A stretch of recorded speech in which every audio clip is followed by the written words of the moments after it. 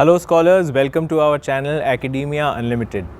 12th March 2021 was the 91st anniversary of the great Dandi March led by Mahatma Gandhi ji, with which started the Salt Satyagrah. On this occasion, the Government of India and the Government of Rajasthan organized a series of events. One such event was organized by the Ministry of Art and Culture, Government of Rajasthan, and I was invited to deliver a lecture titled Contribution of Rajasthan to India's Freedom Struggle, with special reference to select personalities and places. So in the subsequent section of the video, I will share the same lecture with you. I hope you like it. आज हमारे बीच हैं doctor Abhimanyu Singh आधा। हमारे बीच हैं, मैं विनम्र आग्रह करना चाहूँगी आप यहाँ मंच पर तशरीफ लाएं। डॉक्टर अभिमन्यु सिंह आधा, आप जाने माने युवा इतिहासकार हैं और लेखक हैं। डॉक्टर अभिमन्यु सिंह आधा, आप सहायक आचार्य हैं इतिहास और भारतीय संस्कृति विभाग राजस्थान विश्वविद्यालय में, और आपने सेंट स्टीफन कॉलेज दिल्ली से अपनी स्नातक की उपाधि प्राप्त की है और उसके बाद जवाहरलाल नेहरू विश्वविद्यालय दिल्ली में अपनी पीएचडी की उपाधि प्राप्त की। आप ऑल इंडिया रेडियो और दूरदर्शन के नियमित वार्ताकार हैं और इसके अलावा आप राजस्थान धरोहर संरक्षण और प्राधिकरण से भी जुड़े हुए हैं। आज के इस आयोजन में भारत के स्वतंत्रता संग्राम में राजस्थान का योगदान, इस विषय पर एक छोटी सी पावर पॉइंट प्रस्तुति हम तक पहुंचा रहे हैं डॉक्टर अभिमन्यु सिंह आधा। आइए देखते हैं ये प्रस्तुति, और इस प्रस्तुति में हम देख पाएंगे कि आज़ादी के संग्राम में राजस्थान के रणबांकुरों का कैसा कैसा योगदान रहा है। Doctor Abhimanyu. Thank you. Honourable minister साहब, श्री बी डी कल्ला साहब, honourable Secretary ma'am, Mugdha Sinha ma'am, and the August gathering. First of all, thank you so much for giving me this opportunity. आज हम बात करेंगे राजस्थान के अंदर उन वीर और वीरांगनाओं की जिन्होंने अपना सर्वस्व बलिदान करके भारत के स्वतंत्रता आंदोलन में बहुत ही अपनी अमिट छाप और योगदान दिया। राजस्थान वीर रस से परिपूर्ण भूमि है। राजस्थान में वीरों और वीरांगनाओं का सदियों सदियों से वर्चस्व रहा है। उसी संदर्भ में हम आज बात करेंगे कि भारत के स्वतंत्रता आंदोलन में किस तरह राजस्थान के चुनिंदा पात्रों ने और चुनिंदा जगहों ने, प्लेसेस एंड पीपल ने कंट्रीब्यूट किया हमारे इंडियन नेशनल मूवमेंट में। Next slide. नेक्स्ट।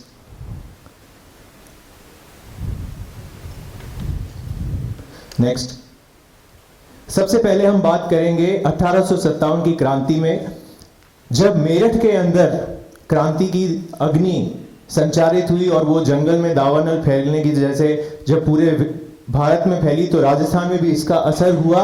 सबसे पहले माउंट आबू और एरनपुरा के अंदर हमारे यहाँ राजस्थान की जो ब्रिटिश छावनियां थी, उनके सिपाहियों, उनके बहादुर सैनिकों ने ब्रिटिश शासन के खिलाफ नारा बुलंद किया। एरनपुरा सुमेरपुर के अंदर स्थित है। एरनपुरा की छावनी, नीमच की छावनी, नसीराबाद की छावनी, नसीराबाद बिल्कुल अजमेर के निकट है। यहाँ की छावनियों में सबसे पहले विद्रोह का दावानल फूटा। ये जो आप तस्वीर देख रहे हैं, ये आउवा के दुर्ग की है। आउवा भी पाली जिले में पड़ता है। एरनपुरा की छावनी में विद्रोह करने के बाद में जो सभी विद्रोही सैनिक थे, उन्होंने एक नारा दिया कि अंग्रेज मारो और दिल्ली चलो, और हुकुम सिंह, गोविंद सिंह नामक बहादुर सिपाहियों ने यहां से कूच करके वे आउवा गए। आउवा में कुशाल सिंह चांपावत नाम का एक सामंत जागीरदार था। चूंकि वो जोधपुर के शासन प्रशासन से रुष्ट था, तो उसने भी क्रांति में अपनी जान फूंक दी। और आउवा में आप सब जो लोग राजस्थान के लोक से भली भांति परिचित हैं, आप जानते होंगे कि कई तरह के लोकगीत बने आउवा के अंदर। और कुशाल सिंह चांपावत ने बैटल ऑफ चेलावास और बैटल ऑफ बरोठिया में अंग्रेजी सेना के छक्के छुड़ा दिए।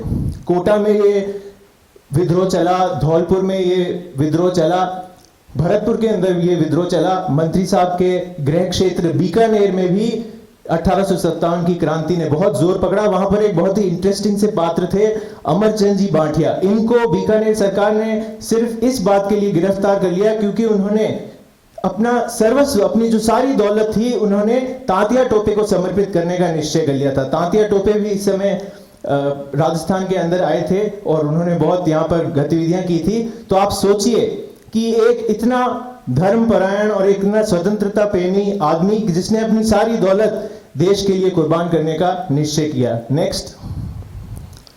अब इस लेक्चर में मैं आपको ये बताने का प्रयास करूंगा कि देखिए, राजस्थान में वैसे ही पानी की कमी होती है, और जिस तरह एक घड़े के अंदर बूंद बूंद पानी संजोया जाता है, वैसे ही हमारे राजस्थान के अंदर कई अनगिनत लोगों ने और कई बहुत ही स्टेलर कैरेक्टर्स, कोई बहुत ही बहुचर्चित पात्रों ने यहाँ पर अवेयरनेस, चेतना, नव जागरण, नव चेतना का संचार किया। और जैसा कि मैंने कहा, बूंद बूंद जैसे घड़ा भरता है, वैसे ही ये बहुत स्लो, धीमा धीमा प्रोसेस था। सबसे पहले हम बात करेंगे स्वामी दयानंद सरस्वती जी ने। इन्होंने पूरे भारत को एक नई दिशा दे दी।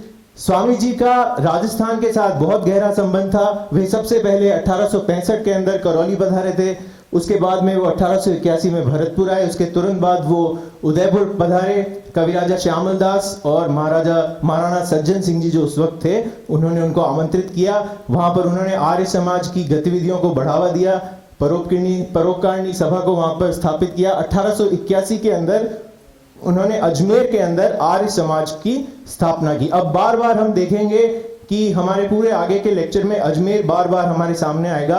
अजमेर का भी तमाम जो दूसरी छोटी छोटी जगहें हैं, उन्हीं की जगह बहुत बड़ा एक योगदान था हमारे स्वतंत्रता आंदोलन में।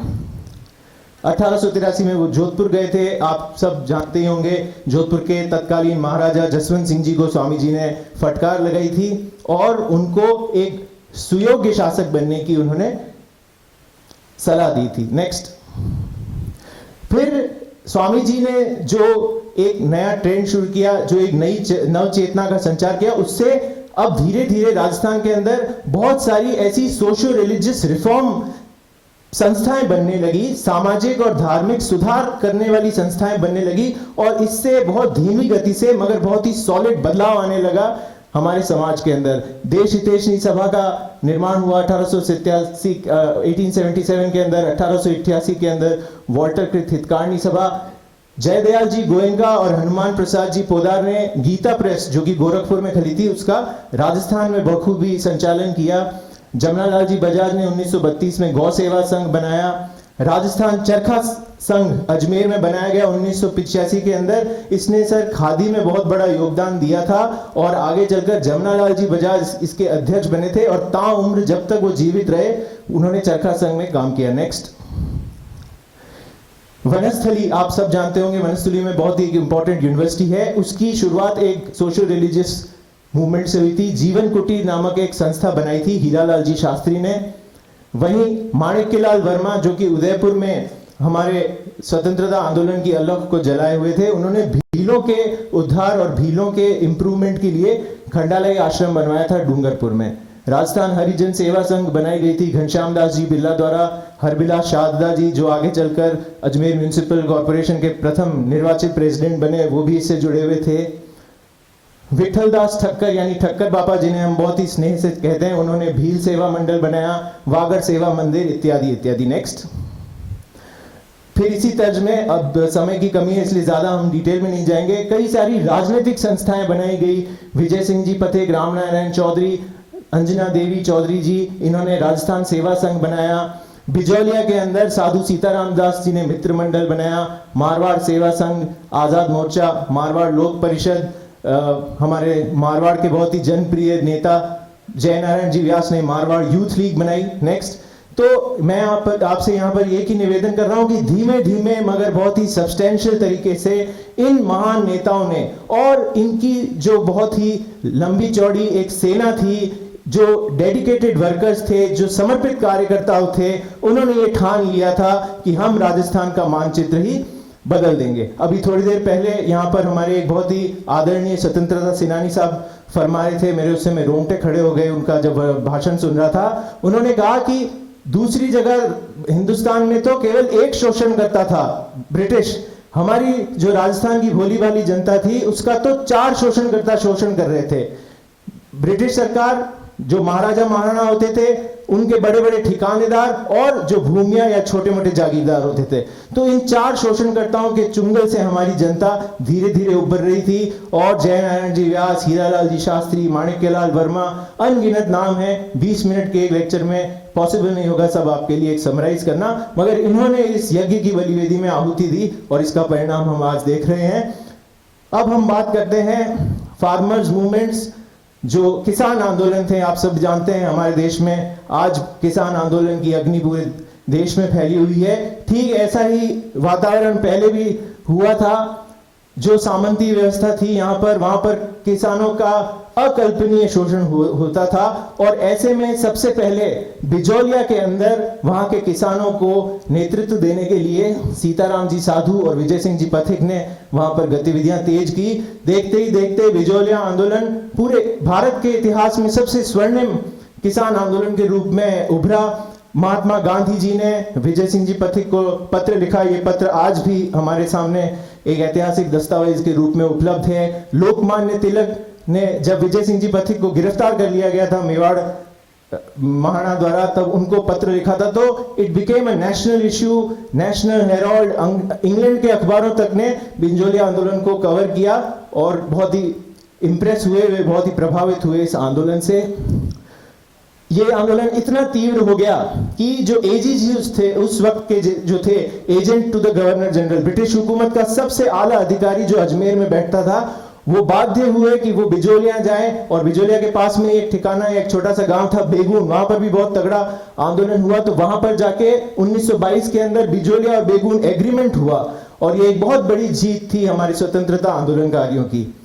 बूंदी में ही ऐसा एक किसान आंदोलन पंडित नैनूराम के निर्देशन में चला, अलवर के अंदर भी हुआ और जैसा कि हमारे आदरणीय स्वतंत्रता सेनानी बता रहे थे, सीकर, शेखावटी, इन सब क्षेत्रों में भी आग की तरह किसान आंदोलन फैले।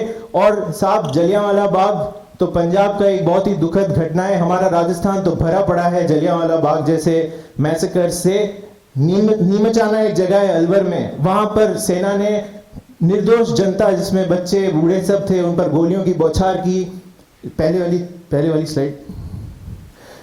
जोधपुर के अंदर एक जगह है चंडावल, वहां पर एक नरसंहार हुआ। बूंदी के अंदर बराड़ा नाम की एक जगह, वहां पर नरसंहार हुआ। तो आप कल्पना नहीं कर सकते हैं कि किस तरह हमारे वीरों और वीरांगनाओं ने इस यज्ञ के अंदर अपनी आहुति दी। नेक्स्ट। अब हम एक और बहुत ही स्वर्णिम अध्याय पर आए हैं कि किस तरह राजस्थान के अंदर जनजातीय आंदोलनों ने बहुत ही तीव्र गति से आक्रमण किया। 1857 से पहले भी जो हमारे यहाँ के भील थे, उन्होंने सबसे पहले हल्ला बोला अंग्रेजी सरकार के विरुद्ध। उनको दबाने के लिए मारवाड़ लीजन बनवाना पड़ा, भील कोर की सेना बनवानी पड़ी। तो बहुत ही लंबा चौड़ा आंदोलन था। गोविंद गुरु, जिनकी आप तस्वीर यहाँ पर देख सकते हैं, बहुत ही इन्हें हमारे राजस्थान का महात्मा गांधी कहें तो कोई अतिशयोक्ति नहीं होगी। इन्होंने अपना पूरा जीवन भील उद्धार के लिए सर्वस्व अपना न्योछावर कर दिया। उन्होंने सांप सभा बनाई 1800, संप सभा, हमारे मारवाड़ी में जो एक शब्द होता है संप, सो संप सभा बनाई 1883 के अंदर। इन्हीं के निर्देशन में भगत आंदोलन शुरू हुआ 1908 के अंदर। फिर आप सब जानते ही होंगे, एक मानगढ़ नामक एक जगह है, वहां पर बहुत ही निंदनीय, अति घृणित नरसंहार हुआ। 1500 निर्दोष लोगों ने अपनी जान गंवाई, केवल एक ही आदर्श के ऊपर कि हमें स्वतंत्रता चाहिए हर कीमत पर। 17 दिसंबर 1913 के अंदर ये नरसंहार हुआ। उसके बाद में मोतीलाल जी तेजावत का आपने नाम सुना ही होगा। बहुत ही एक गैलेंट, बहुत ही बहादुर हमारे नेता हुए, जिन्होंने आगे चलकर एका आंदोलन शुरू किया और इस भील आंदोलन को आगे बढ़ाया। ये केवल एक पक्ष था। इसके अलावा राजस्थान के अंदर मेड़ विद्रोह हुआ, जहाजपुर में मियां विद्रोह हुआ, अलग अलग छोटे जगहों पर गिरासिया विद्रोह हुए। तो पुनः मैं माफी चाहूंगा, समय के अभाव के कारण डिटेल में नहीं जा सकता, मगर मैं आपसे निवेदन करूंगा कि कृपया इसके बारे में अध्ययन करें। आपको फक्र होगा, आपको गर्व होगा हमारी महान धरती के ऊपर। नेक्स्ट। फिर हम देखते हैं कि धीरे धीरे अखबारों का संचालन होने लगा। जैसा कि मैंने लेक्चर की शुरुआत में कहा था कि अजमेर एक बहुत ही इंपॉर्टेंट केंद्र के रूप में उभरा। बहुत सारे अखबारों का प्रकाशन अजमेर से होता था। ये एक लिस्ट है कि कौन से महत्वपूर्ण अखबार थे। नेक्स्ट। मंत्री जी यहाँ पर विराजे हुए हैं। भारतीय राष्ट्रीय कांग्रेस का बहुत स्वर्णिम इतिहास है। हमारी आजादी हमें भारतीय राष्ट्रीय कांग्रेस की वजह से मिली। राजस्थान का भी हुक्म भारतीय राष्ट्रीय कांग्रेस से एक बहुत गहरा नाता है। 1885 में एहो हुम और बाद में चुनिंदा महान राष्ट्रीय नेताओं के द्वारा जब कांग्रेस बनाई गई तो जीसीए गवर्नमेंट कॉलेज अजमेर के स्टूडेंट्स ने सबसे पहले राजस्थान के अंदर कांग्रेस कमेटी बनाई और राजस्थान के अंदर कांग्रेस की गतिविधियों ने जोर पकड़ा। 1888 इलाहाबाद सेशन, इलाहाबाद अधिवेशन के अंदर सबसे पहले राजस्थान का एक शिष्टमंडल, राजस्थान के पार्टिसिपेंट्स, प्रतिनिधि इस सेशन में गए जिनका नाम था गोपीनाथ जी माथुर, कृष्णलाल जी। उसके बाद में श्यामजी कृष्ण वर्मा, उनका भी बहुत आदर से नाम लिया जाता है हमारे राष्ट्रीय आंदोलन में। वो अजमेर के म्युनिसिपल कमेटी चेयरमैन चुने गए और इनका भी कांग्रेस से बहुत ही गहरा ताल्लुक था। नेक्स्ट, अब हम आते हैं बहुत ही एक स्वर्णिम अध्याय राजस्थान के स्वतंत्रता आंदोलन में, जो है क्रांतिकारी गतिविधियां। आप सबके जहन में एक ललक फूट उठी होगी। आपने केसरी सिंह बारठ, गोपाल सिंह खरवा, अर्जुन लाल जी सेठी, जोरावर सिंह, प्रताप सिंह के किस्से बचपन से सुने होंगे। 1905 में जब लॉर्ड कर्जन ने बंगाल का विभाजन कर दिया और पूरे देश में राष्ट्रीय आंदोलन की अग्नि एक अलग स्तर पर पहुंच गई, तो राजस्थान भी इस अग्नि से अनछुआ नहीं रहा। राजस्थान में भी it made a great impact. Rajasthan के अंदर शाहपुरा के केसरी सिंह बारठ, अर्जुन लाल जी सेठी, जयपुर, इन सब ने क्रांतिकारी गतिविधियों को बहुत इंपॉर्टेंट एक इम्पेटस दिया। 1912 के अंदर भारत के गवर्नर जनरल लॉर्ड हार्डिंज पर बम फेंकने की एक रणनीति बनाई गई रास बिहारी बोस द्वारा, और इसका जिम्मा राजस्थान के दो वीर सपूतों को दिया गया, जोरावर सिंह और प्रताप सिंह बारठ को। अनफॉर्चुनेटली इसमें लॉर्ड हार्डिंज की हत्या नहीं हो पाई, मगर वो जख्मी हुआ और ये बहुत बड़ी बात थी। चांदनी चौक के पंजाब नेशनल बैंक की बिल्डिंग के ऊपर चढ़कर इन बहादुर सिपाहियों ने वो बॉम्ब फेंका था, और उस समय आप इमेजिन कर सकते हैं कि जो क्रांतिकारी जज्बा था, जुनून था, वो कहां पहुंच गया था।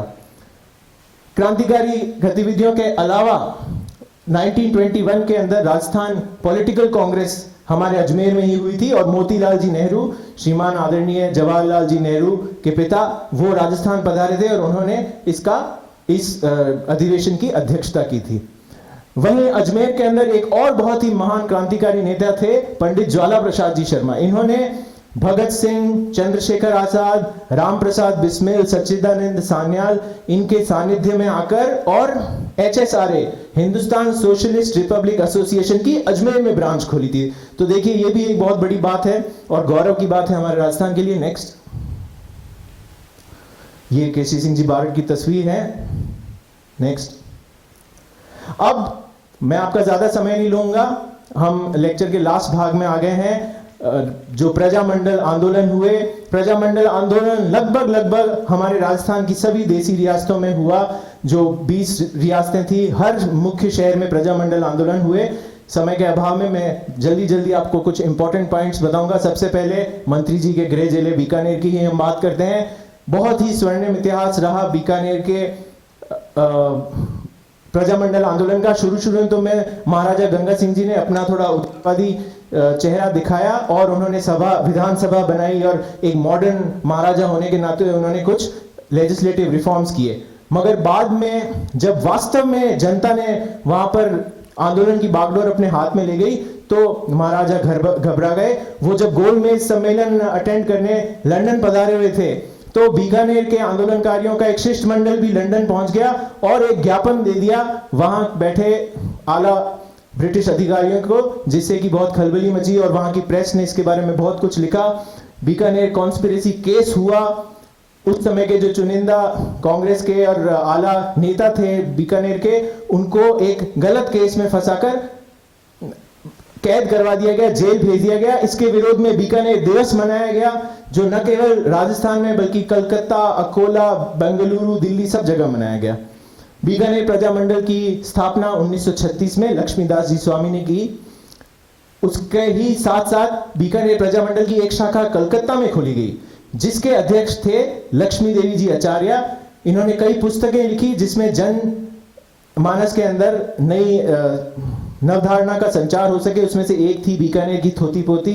इसके अलावा रघुवर दयाल जी गोयल ने बीकानेर में बहुत शानदार काम किया। वे पेशे से वकील थे और आगे चलकर उन्होंने प्रजामंडल का प्रेसिडेंट का काम किया और बहुत ही इंपॉर्टेंट उन्होंने सफलताएं भी दर्ज की, और अल्टीमेटली महाराजा सादुल सिंह जी को बाध्य किया कि वो एक सही मायनों में रिप्रेजेंटेटिव एसोसिएशन को स्थापित करें। नेक्स्ट, अब मैं ज़्यादा डिटेल में नहीं जाऊंगा। जोधपुर में भी हमने यही चीज़ें देखी, मारवाड़ प्रजामंडल की स्थापना की गई, भंवरलाल जी सराफ को इसका अध्यक्ष बनाया। और देखिए, मैं फिर से बार बार एक ही बात निवेदन करूंगा कि जो बड़े बड़े चेहरे हैं, बड़े महान नेता थे, वो तो थे ही जिन्होंने हम अपना सर्वस्व न्यौछावर कर दिया।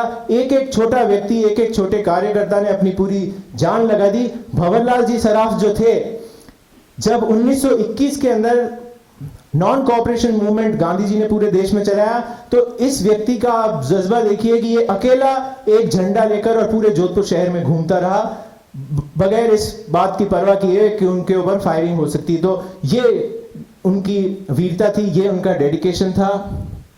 नेक्स्ट, जयपुर में भी प्रजामंडल आंदोलन का बहुत बोलबाल रहा। यहां पर मैं एक बात आपके साथ शेयर करना चाहूंगा आज, क्योंकि 12 मार्च 1930 की 91वीं वर्षगांठ है, दांडी यात्रा की वर्षगांठ है। जयपुर के कुछ चुनिंदा लीडर्स थे जिन्होंने नमक सत्याग्रह में बहुत बढ़ चढ़कर हिस्सा लिए थे। इसमें से प्रमुख है बंशीलाल जी लुहाड़िया, हनुमान शर्मा, रघुवर दयाल जी चतुर्वेदी, राधा कृष्ण बजाज, देवी नारायण जी शर्मा। तो ये एक बहुत ही इंपॉर्टेंट बात है। और अब हम लेक्चर के सबसे लास्ट और इंपॉर्टेंट थीम पर आते हैं कि राजस्थान की वीरांगनाओं का क्या रोल था। तो वहीं पर हम देखते हैं कि 5 फरवरी 1939 के अंदर जयपुर शहर की कुछ वीरांगनाएं थी जिन्होंने सर्वप्रथम सत्याग्रह किया था। ये कौन थी? रमा देवी देशपांडे, सुमित्रा देवी, इंदिरा देवी जी, विद्या देवी, शारदा देवी, सुशीला गोयल इत्यादि। नेक्स्ट, ये पूरा उदयपुर के प्रजामंडल का लेखा जोखा है। उदयपुर में भी कई वीरांगनाओं ने बहुत बढ़ चढ़कर हिस्सा लिया, नारायणी देवी जी, स्नेहलता जी, भगवती देवी एक्सेट्रा। नेक्स्ट, और ये जो दूसरे शहर थे जहां पर प्रजामंडल आंदोलन बढ़ चढ़कर हुआ, भरतपुर, अलवर, कोटा, बूंदी, करौली, धौलपुर, प्रतापगढ़, शाहपुरा, सिरोही, जैसलमेर। कोटा में तो आप जानकर हैरान होंगे कि जन आक्रोश इतना बढ़ गया था कि 14 दिन तक जनता ने कोटा के ऊपर कब्जा कर लिया था और कोटा का जो अर्बन एडमिनिस्ट्रेशन था वो कांग्रेस के क्रांतिकारियों के हाथ में आ गया था। बहुत बड़ी बात थी। नेक्स्ट, तो अब हम अंत में एक बार फिर बात करेंगे उन नारी वीरांगनाओं की, उन नेत्रियों की जिन्होंने राजस्थान में एक अलग ही अलख जलाकर रखी। उदयपुर के अंदर कमला श्रोत्रिय जी ने 1935 में महिला मंडल की स्थापना की। जोधपुर के अंदर इन निम्न वीरांगनाओं ने बहुत शानदार कार्य किया। रमा देवी जी, कृष्णा कुमारी जी, दयावती जी। रमा देवी जी हमारे अति आदरणीय और परम और एवं प्रिय जय नारायण जी व्यास की पुत्री थी। तो आप देखिए, महान नेता तो लगे हुए थे, उनके परिवार वाले भी। माणिक्यलाल वर्मा जी की पत्नी थी नारायणी देवी, उन्होंने उदयपुर में और जयपुर में बहुत गजब काम किया था। और इनकी एक पुत्री थी, हीरालाल जी शास्त्री की पुत्री थी शांताबाई, वो लगी हुई थी। माणिक्यलाल वर्मा जी की पुत्री भी थी स्नेहलता, वो भी इस राष्ट्रीय आंदोलन में उन्होंने पूरी शिरकत की थी। कृष्णा कुमारी जी और दयावती जी ने हमारे जोधपुर के अंदर एक गिरदी कोट करके बहुत गजब जगह है, पुराने शहर के अंदर एक क्लॉक टावर है, वहां पर आम भाषण दिया था। इसी जगह पर 1938 के अंदर सुभाष चंद्र बोस और विजयलक्ष्मी पंडित जी ने भी भाषण दिया था। सूरज देवी माथुर और सावित्री देवी माथुर ने भारत छोड़ो आंदोलन के समय राष्ट्रभक्ति के गीत गाए थे पूरे जोधपुर शहर में।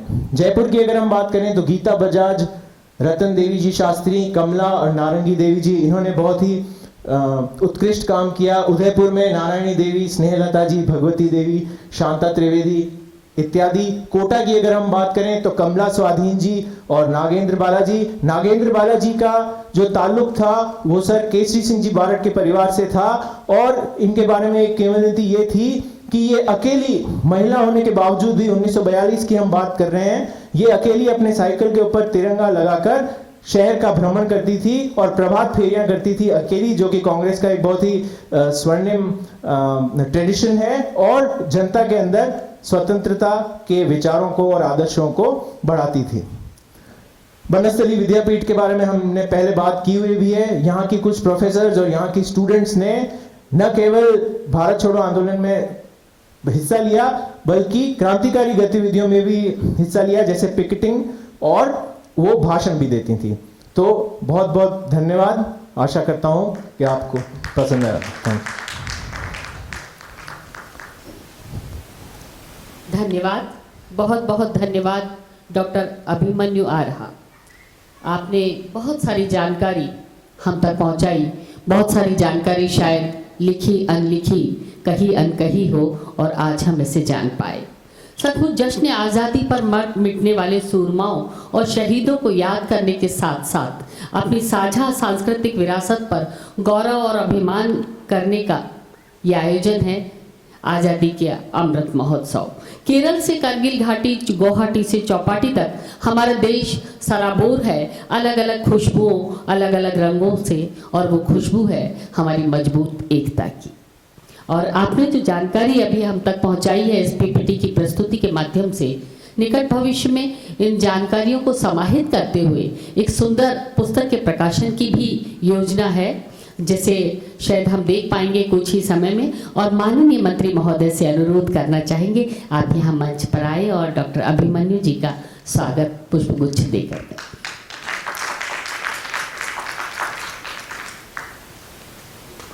डीजी मैडम से भी अनुरोध करना चाहेंगे आप भी यहाँ मंच पर पधारें।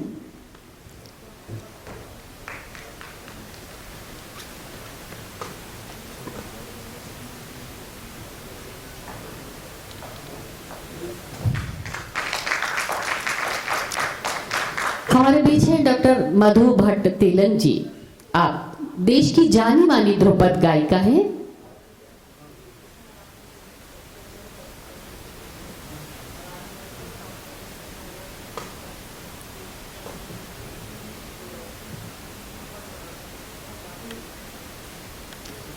डॉक्टर मधु भट्ट तेलन जी हमारे बीच हैं। I would like to thank Honorable Shri B.D. Kalla Sahab, Minister of Art and Culture, Government of Rajasthan, and Ms. Mugdha Sinha Ma'am, Director General of Jawahar Kala Kendra, for inviting me and giving me this opportunity. Scholars, I hope you must have enjoyed this video. Please do like it, share it, and also subscribe to our channel Academia Unlimited. Thank you.